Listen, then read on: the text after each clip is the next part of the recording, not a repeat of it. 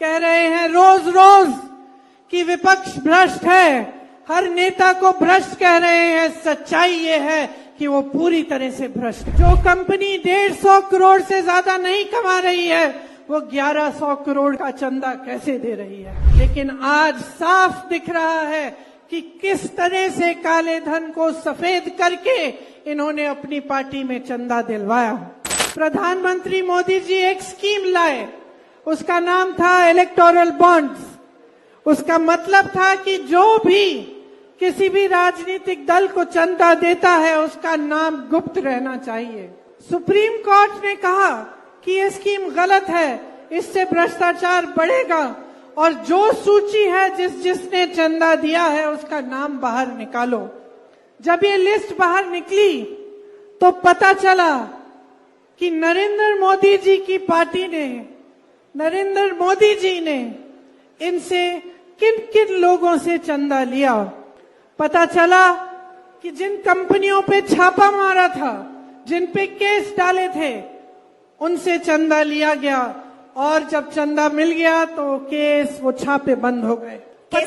पता चला कि ऐसी कंपनियां थी उस लिस्ट में जिनका मुनाफा कम था लेकिन चंदा ज्यादा दिया। आपको याद है जब नोटबंदी हुई थी तो प्रधानमंत्री जी ने आप सबको कहा था कि जो जो आपके पास नोट हैं आप बैंक ले जाइए। आप लाइन में खड़े हुए, आपको कहा कि ये देशभक्ति होगी आपकी, क्योंकि सारा काला धन वापस देश में आएगा। याद है आपको? उस समय कोई काला धन नहीं आया, लेकिन आज साफ दिख रहा है कि किस तरह से काले धन को सफेद करके इन्होंने अपनी पार्टी में चंदा दिलवाया।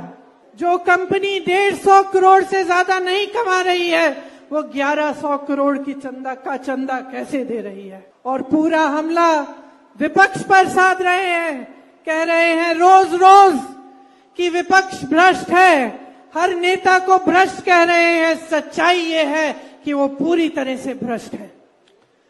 सच्चाई ये है कि इन्होंने देश को गुमराह किया है 10 सालों से। जब जब चुनाव आया तो आपके जज्बातों वाली बात की, जब जब चुनाव आया आपका ध्यान भटकाया, धर्म की बात की, जाति की बात की, कभी इधर की बात की, कभी उधर की बात की, लेकिन आपकी समस्याओं की बात कभी नहीं की।